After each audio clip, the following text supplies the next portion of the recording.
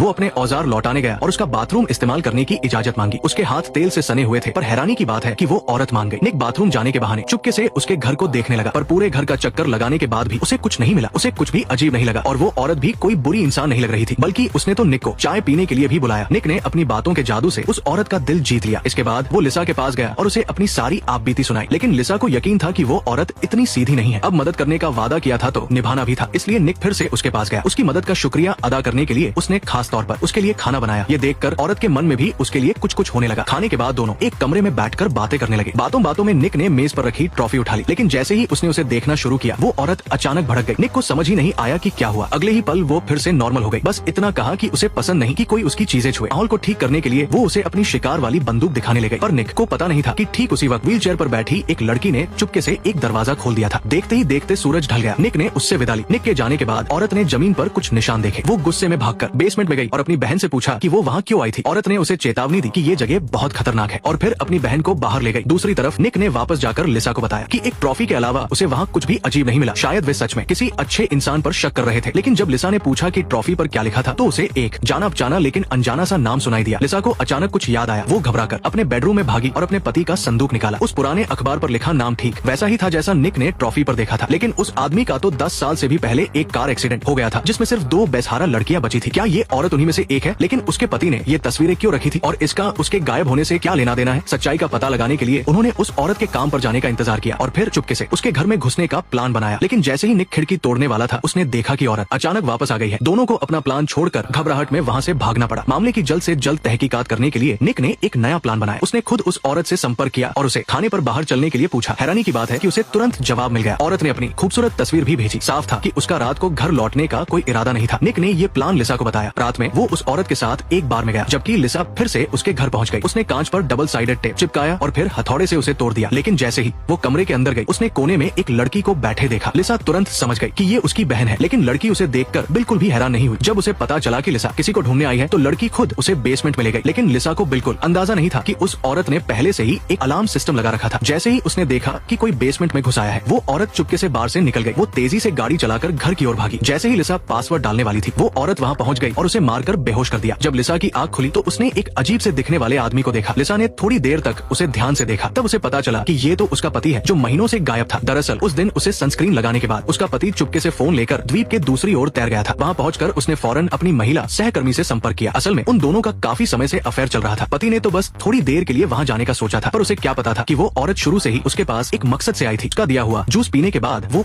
बेहोश हो गया। इसके बाद उस औरत ने उसे अपनी कार में डाला और उसे एक और इंजेक्शन लगा दिया। दरअसल ये दोनों बहनें वही थी जो